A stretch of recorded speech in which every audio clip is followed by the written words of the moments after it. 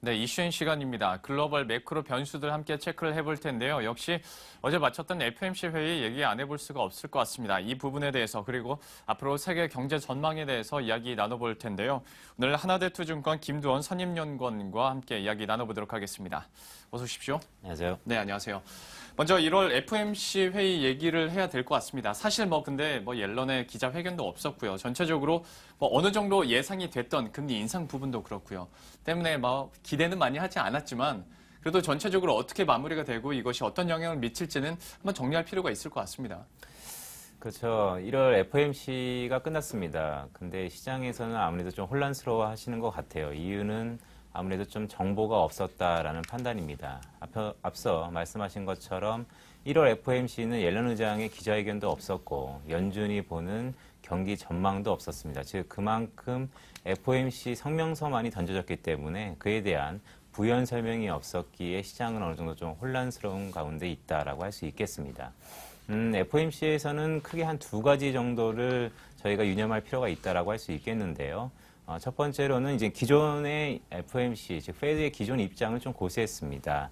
아무래도 금리 인상과 결부된 인내심이라는 문구를 그대로 유지를 했고요. 미국 경제에 대한 자신감을 내비치는 문구들이 등장했습니다. 인내심이라는 문구는 아시는 바와 같이 적어도 올해 한 6월 이전까지는 미 연준이 금리 인상을 하지 않을 것이라는 단서다라고 할 수 있겠습니다. 제가 좀 관심 있어 하는 부분은 그 인플레에 대한 문구 수정이 좀 있었다는 측면인데요. 최근 인플레에 대한 즉 미국의 인플레에 대한 지표가 좀 하락을 하고는 있지만 중장기적으로는 여전히 안정적인 흐름을 이어가고 있다.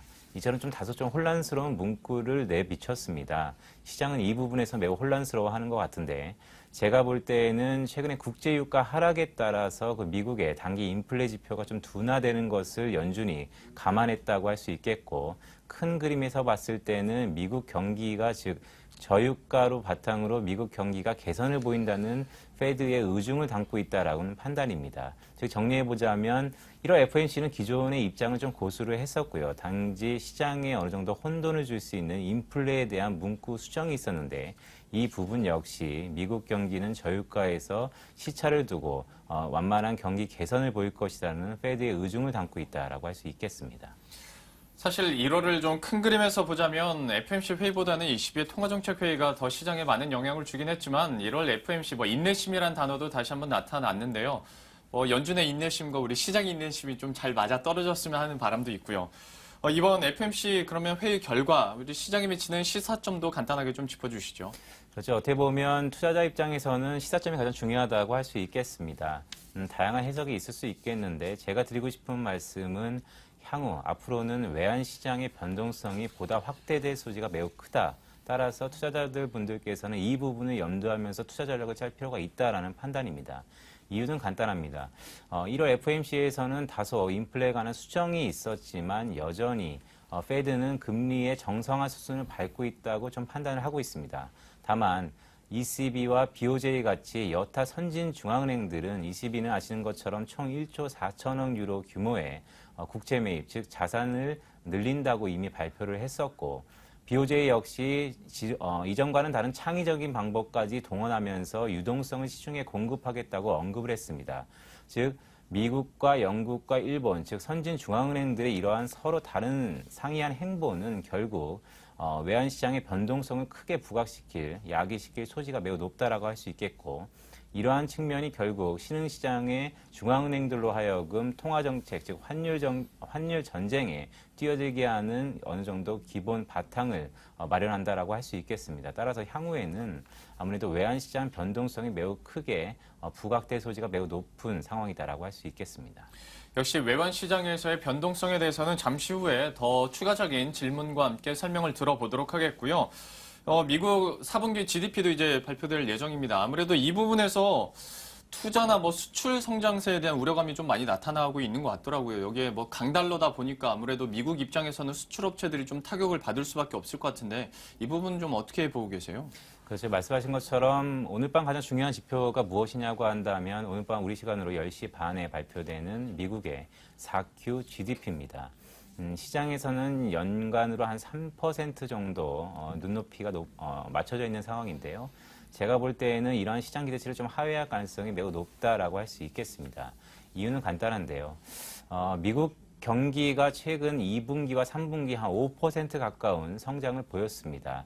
그중에 소비와 투자 부분이 미국 경기의 개선을 이끌었다라고 할 수 있겠는데요. 실제로 한 70% 정도가, 즉 5%의 성장 중에 한 3% 넘는 부분이 소비와 투자가 기여를 했다라고 할 수 있겠습니다. 아시는 것처럼 미국의 지금 소비 심리는 매우 좋습니다. 지난 위기 이전 수준을 회복을 했고요. 최근에 발표된 주택 판매 지수도 지난달에 하락세에서 어느 정도 벗어난 느낌입니다. 즉 고용시장은 여전히 괜찮고 이러한 점을 감안해 봤을 때 미국의 소비 지표는 아무래도 호조를 이어갈 것으로 보고 있습니다. 다만 저희가 좀 눈여겨봐야 될 부분 중에 하나가 투자와 수출인데요. 투자 부분은 아무래도 국제유가 하락으로서 미국의 셰일 업체들이 설비 숫자를 급격히 줄였습니다. 이러한 기본적인 증빙 효과가 최근에 발표된 미국의 내구재 수주가 급감하는 모습을 보였었는데요. 미국의 투자 부분 중에서 산업 설비라 운송 장비 이런 부분이 크게 기여했던 점을 감안해 봤을 때 아무래도 4Q GDP 지출 부분 단에서 투자 부분에서는 아무래도 이런 부분의 둔화가 나타날 가능성이 매우 높다라고 할 수 있겠고, 또 한편으로는 지속적으로 국제 유가가 하락했었는데 그의 이면에는 미 달러와 강세가 자리 잡고 있습니다. 지난해 7월 이후에 약 한 17% 정도 절상을 보였는데요. 이러한 부분은 아무래도 가격단에서 미국 수출업체, 즉 제조업 경기의 둔화를 불러올 수 있고, 물론 수입단에서의 어느 정도 경감 효과가 있겠지만 기본적으로 미 달러와 강세는 미국의 수출업체에게 부담으로 작용할 개연성이 매우 높은 형국이다라고 할 수 있겠습니다. 사실 미국의 경제 지표가 최근까지 흐름들은 괜찮았는데 4분기 GDP에 대한 우려의 목소리는 여전히 좀 이어지는 것 같고요. 앞서 이제 연구원님께서 말씀을 해주시면서 각국 중앙은행들의 상이한 통화정책 얘기를 해주셨잖아요. 그런데 미국은 그렇다 치고 다른 이제 신흥시장들은 걱정이 많을 수밖에 없습니다. 그래서 스위스를 시작으로 해서 덴마크도 그렇고요. 싱가포르까지 이제 통화정책 절하하는 분위기였는데 과연 이것이 우리나라 통화정책에 어떤 영향을 미칠 것인지, 우리가 정말 어떤 행동을 보일 것인지에 대해서는 어떻게 판단하고 계세요? 매우 좀 복잡한 문제이긴 한데요. 먼저 제 의견부터 좀 말씀드리자면 아무래도 한국은행의 기준금리 인하 압력이 좀 더 가중됐다라고 할 수 있겠습니다.